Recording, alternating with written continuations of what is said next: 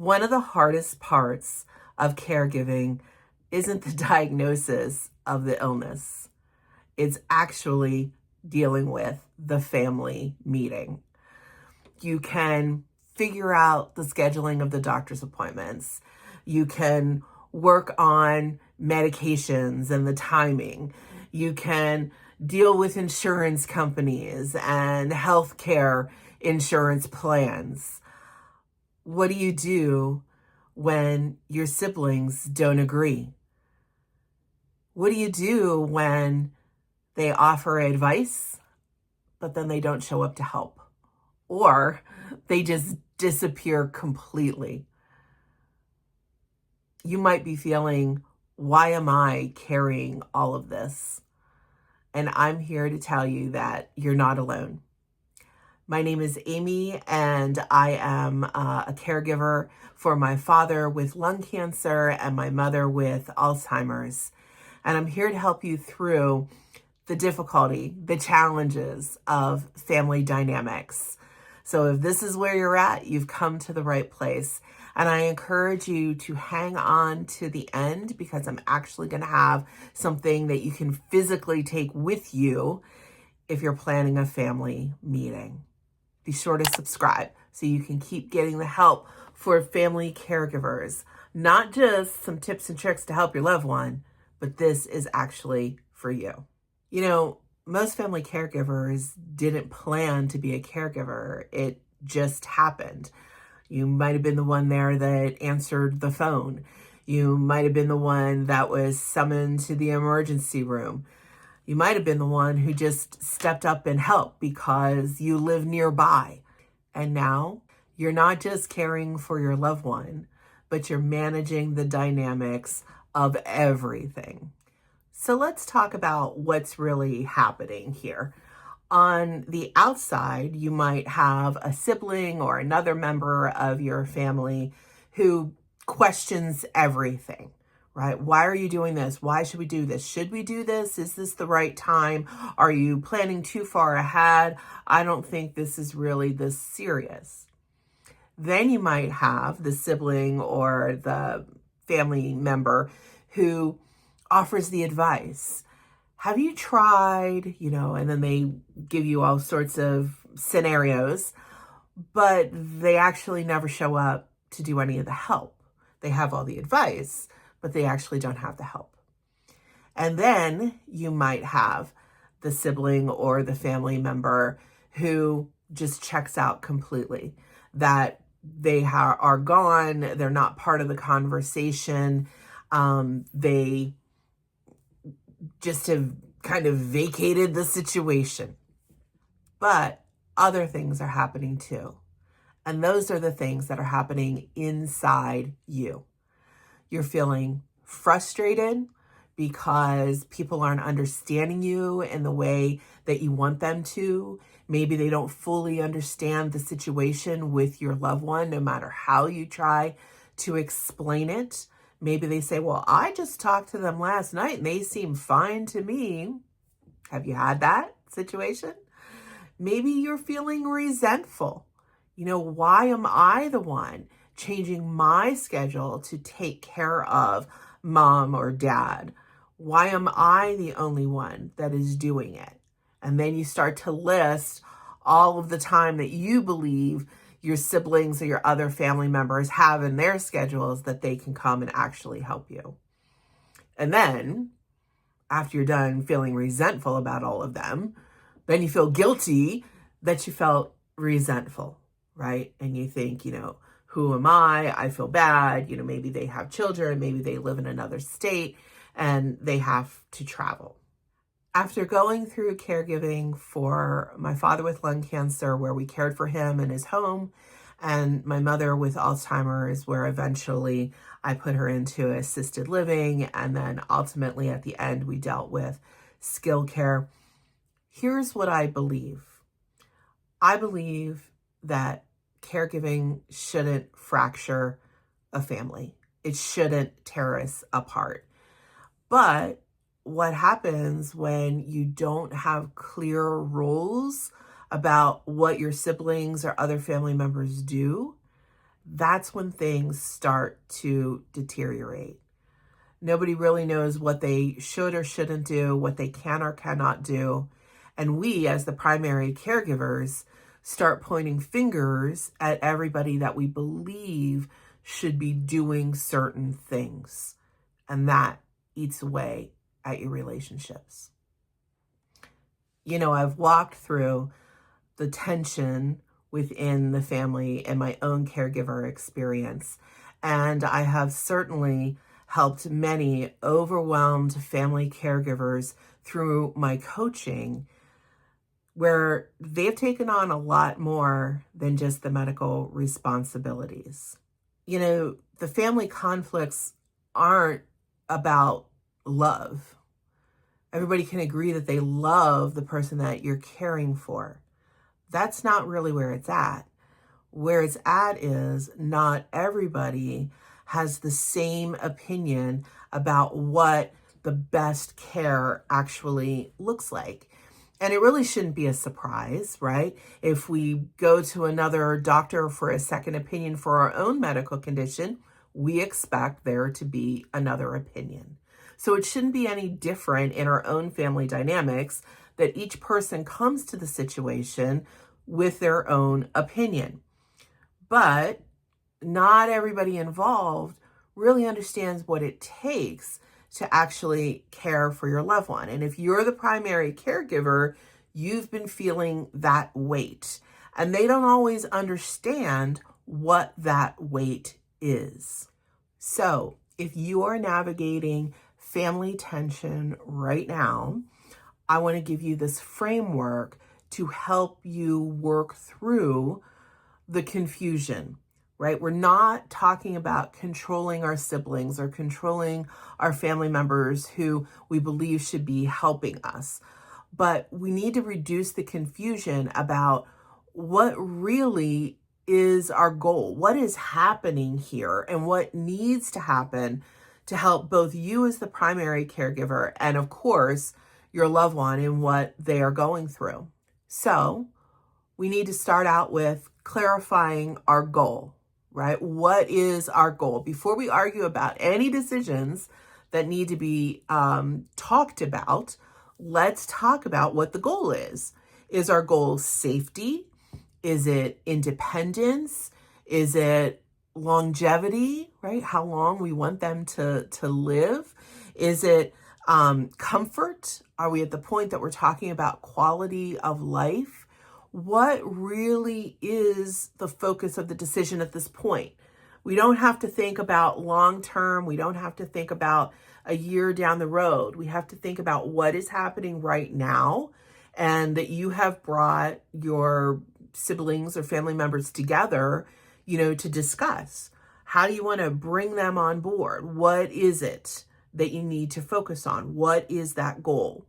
And sometimes siblings disagree because they're solving for different outcomes. One's thinking in one direction about, total independence, and another one is thinking about the quality of life.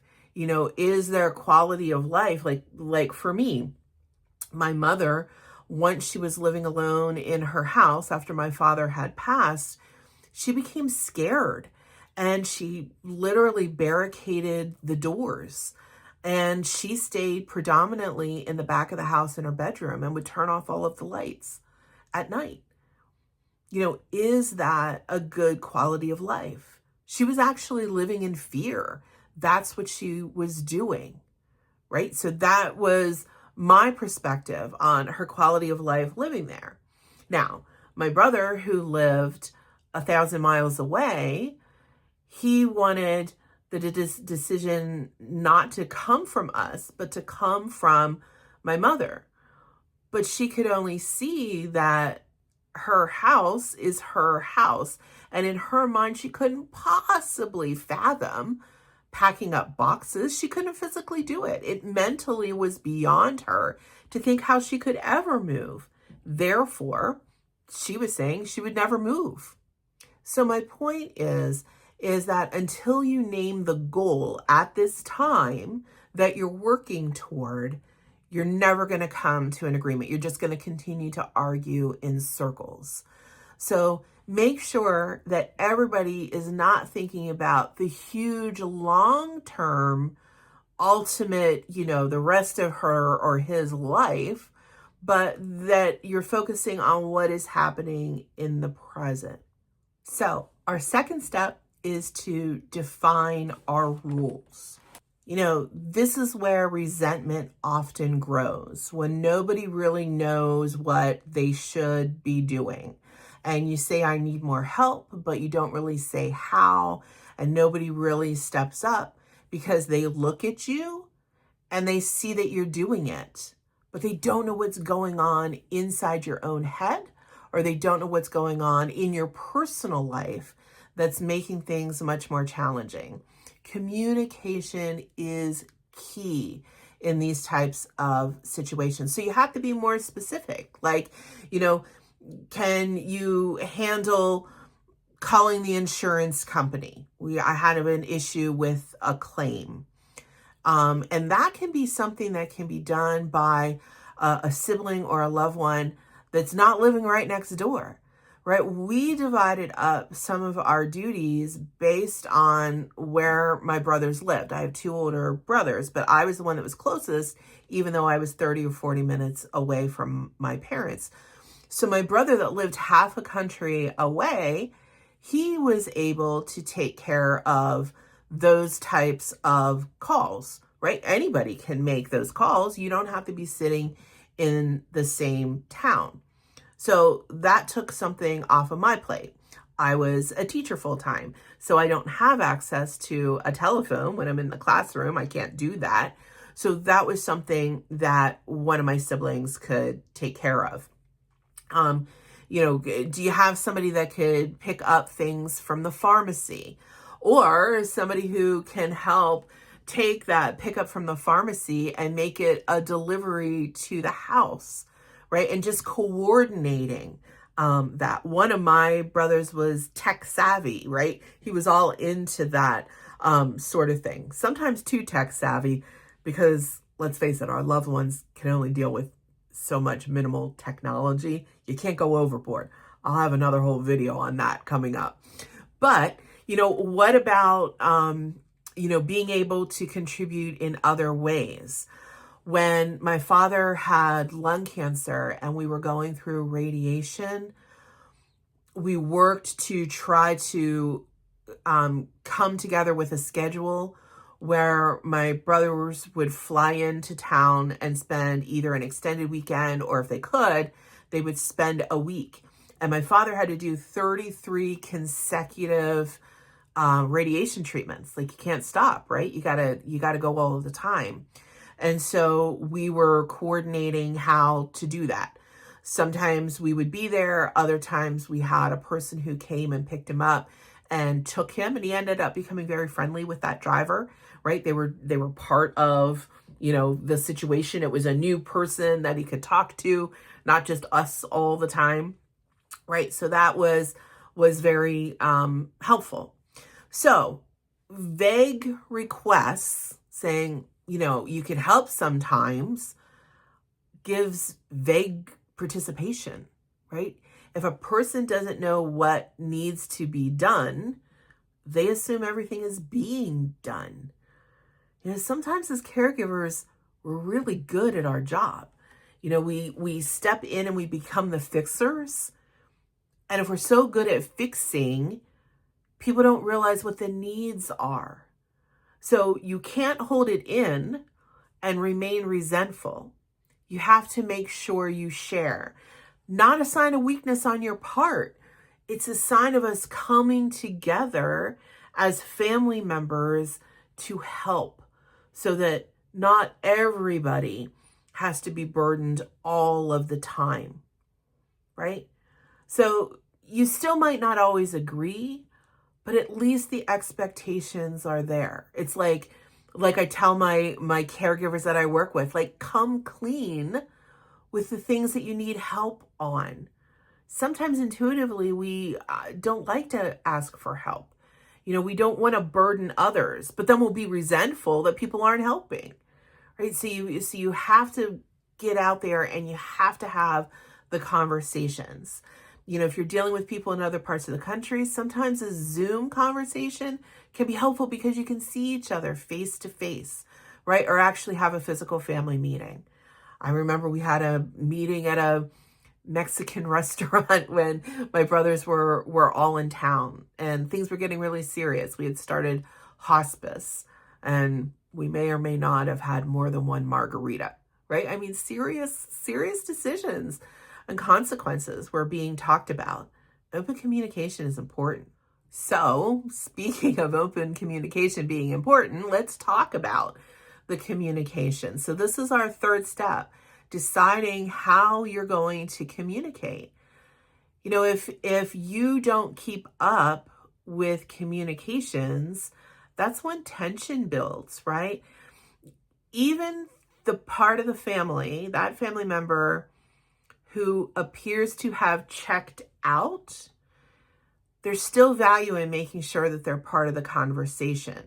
And you get to decide how that structure of the conversation looks, whether it's a phone call, whether it's an email, whether it's a text, whether it's a group text. And so everybody's getting the same information at once. You don't have to be retyping it all the time, or you don't have to be on the phone for hours talking to one sibling and then another sibling and then another sibling. Keep it all together can be really helpful. So you can schedule, hey, let's have a family chat Friday night at 8:00, right? And everybody gets on and we all talk on the phone, or we all talk on Zoom, right? Or we have a group chat where we actually text. But texting sometimes can be a little dangerous because our tone isn't always read the same way by everybody who just reads the messages, right? So, you need to decide among you, how often are you going to have updates and who's going to be the one giving the updates, right? That requires you to have a conversation among yourselves about who's available, who's not available, how often they want to hear, how much they want to hear. And you can't judge, right? Somebody might have an extremely stressful job and they might not be able to take 100 texts a day, right? But they'll be more than happy to read the summary at the end of the day. And you can't be upset with them because their job takes them away, or because their own family dynamics takes them away. And you say to yourself, but I have my own family dynamics. That's true. So that's what you need to talk about with your siblings, with the group, the family group that you're working with. So sometimes some of the healthiest structure is to have one primary decision maker, right? Who's the person making the decisions? So I'll give you, again, my example in my situation. My brothers and I came to the decision that the person that was at the house dealing with my parents, when my father had lung cancer, my mother with dementia, the person that was at the house became the primary decision maker because they were there. They were in the hot seat. We sometimes said that person was always right. And we said that because they were the primary decision maker, but when serious decisions were needed, we did talk among each other. But what we tried not to do is we tried not to question the one that was actually physically there as decisions were being made, right? Well, why are you taking them to the emergency room now? They just came back from the emergency room, right? Have you had that situation? Because I've had it on more than one occasion, right? Oh my goodness, like the cycle of emergency room and doctor's visits, right? And setting those times for regular updates. Things change fast. Sometimes it's best just to update at the end of the day. I know that, and I have felt it, and maybe you have felt it too, when you're in the throes of whatever is happening. Let's take the emergency room visit. Sometimes those updates I would give as I was sitting there because I needed somebody else to talk to. And logically, I knew, like, I don't even know that they're going to get this or they're going to be able to answer me. But gosh, if they could, this is what I would say to them. You know, like, they're my sanity in this insanity in the emergency room. And so I would, I would text. And sometimes I would start it like, don't bother responding. I just need to vent. And I would just, just say it. And who better to say it to than my brothers who understood, right? They understood my family dynamics of my parents and the frustrations of dealing with the two of them with issues, both separate and together. So creating those clear boundaries, deciding who's going to be the decision maker, deciding when the updates are and how you're going to do it. Making a structure like this actually reduces any kind of chaos, reduces resentment. And somebody said, well, nobody told me, right? You found the way to keep everybody in tune, even if sometimes it feels uncomfortable, right? You might have stepped up in caregiving because you're naturally a leader. You naturally take control. And sometimes that makes it harder to relinquish control to others. So even when it feels uncomfortable, it helps to give out, right, the tasks for other people to do. So let's talk about the stakes here. Let's talk about what we're really dealing with. If sibling tension goes unaddressed, this is what's going to happen. Resentment against one another is going to grow, right? It might be quiet, it might be under the surface, but it is still going to grow. You, as the primary caregiver, your burnout is going to accelerate because not only are you dealing with your loved one, but now you have all of this tension that you're dealing with your own family members, right? Your own siblings, the family members that are chiming in. And it's just going to sit there and it's going to sizzle and it's going to add to all of the stress that you already have as the primary caregiver. And then when you need important decisions like up-leveling care, like selling the house, like moving your loved one, like hospice, when those really big, heavy decisions come, they're going to become like an emotional battleground because you haven't kept communications open. You've allowed the tensions just to sit there and just to keep sizzling and sizzling and sizzling. Eventually, they're going to explode in one way or another, whether it be from you or from another family member. And, I don't want to scare you, but I want you to understand the ramifications, the things that are at stake if we don't step up and communicate with our family members and keep them in the mix. I remember on a few intense conversations, my oldest brother saying, don't forget, when mom and dad are gone, we're only going to have each other. Like, we still have to get along in all of this. So, pick your battles and decide what is really important and always come back to the goal, right? Where we started. Come back to that goal to decide, is it really worth hanging up on your sibling on the phone? Is it really worth cursing them out? Is it really worth tearing down what your future has when your parents or the person that you're caring for is no longer with you? What is the goal? And is it worth losing your family relationships over it? So what happens when that communication is open? You can't control your siblings or your family members' behavior. You can't control it, but you can control how clearly you explain the expectations, right? If you don't have clear expectations, everybody just reacts, right? We just react. But if you are clear about the goals and your expectations, then you're actually a leader, right? I don't know that we think about that in our family rules. We might think about it in our job, and caregiving for your loved one is kind of a job, right? How do I know it's a job? Because there's plenty of people out there who work at facilities whose titles are caregivers.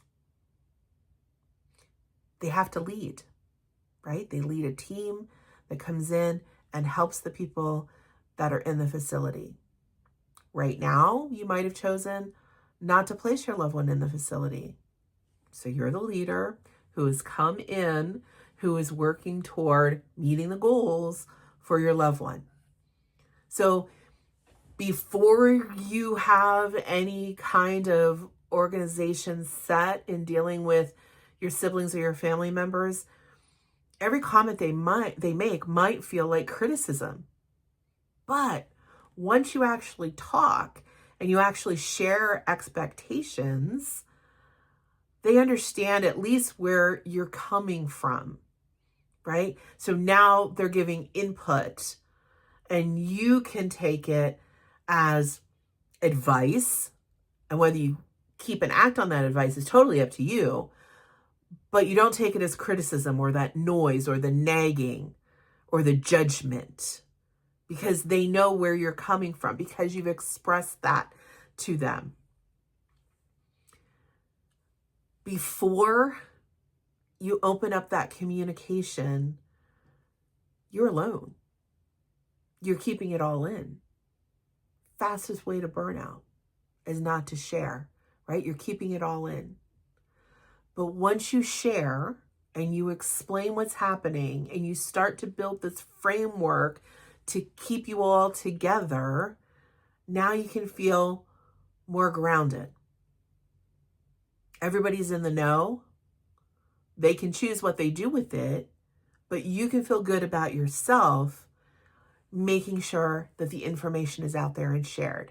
Whether or not they engage, you can't control that, but you can control how the information is dispensed. So here's what I want you to understand.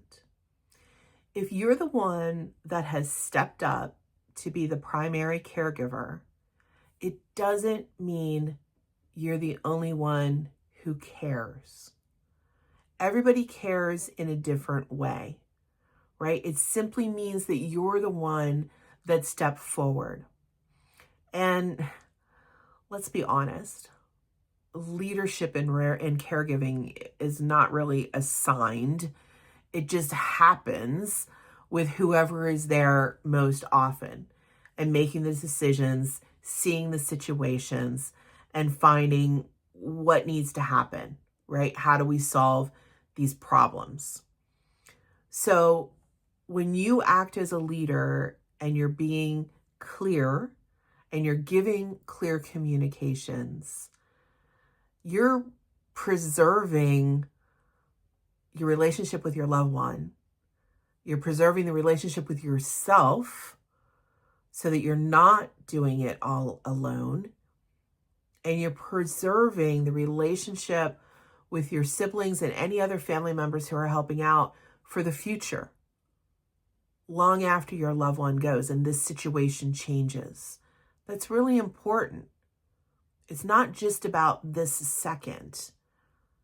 Relationships continue. And it's important to recognize that. Sibling tension is real. And family dynamics are complicated. I know I don't need to tell you that. But confusion, which ends up in this whole emotional turmoil, that's optional, right? You don't need to be in perfect agreement with every family member, but you do need to be working toward the goal that you set. And by having clear rules, it helps everybody see, okay, what lane am I in and how I am helping? How am I helping? Right? All roads lead to the care of your loved one. We don't have to be in everybody else's business stepping on toes. If we all have a rule that leads to that ultimate care, we can all feel like we're doing something. And you as the primary caregiver can feel like you're not doing it all. That shift alone can help keep you out of caregiver burnout, helping to reduce that weight in your caregiver journey. If this really resonates with you and you really find yourself in, getting ready to have that family meeting, I have posted down in the show notes an actual family meeting sort of outline that can help you as you plan to have the conversation. And again, the first conversation really should include everybody, whether it be by phone, by Zoom, or in person, but everybody together. Everybody needs to hear exactly how you're feeling together. We don't want everybody else's interpretation of what you said. We want everybody to hear it together.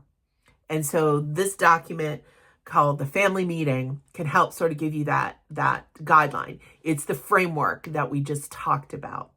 Now, I also would like to offer to you the opportunity to talk with me in preparation for your family meeting. And so also below in the show notes, you can see that you can sign up for a free support session and we can talk about what these family dynamics look like in your situation. Everybody's situation is different. Common goal is our loved one, but everybody's family dynamics are different. Okay? If this sounded good to you, if this really, this is the help, the support that you need, please make sure that you click subscribe so that each week, whenever I create new videos, you know that they're coming and I can be here to support you.